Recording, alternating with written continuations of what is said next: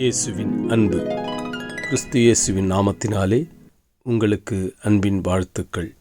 உபாகமம் 8ஆம் அதிகாரம் 5ஆம் வசனம். ஒருவன் தன் புத்திரனை சிட்சிக்கிறது போல உன் தேவனாகிய கர்த்தர் உன்னை சிட்சிக்கிறார் என்று நீ உன் இருதயத்தில் அறிந்து கொள்வாயாக. ஆம் பிரியமானவர்களே, வேதம் சொல்லுகிறது, கர்த்தர் சிட்சிக்கிறதை நீ அறிந்து கொள்வாயாக. இது ஒரு தகப்பன் தன் பிள்ளை தவறு செய்யும் பொழுது அதை கண்டித்து உணர்த்தி அதை சரியான பாதையில் நடக்க வேண்டும், நல்ல நிலையில் அடைய வேண்டும் என்று அதற்கு சில பயிற்சிகளை கொடுத்து அதை சிட்சித்து அவனை சரியாய் நடத்துகிறான்.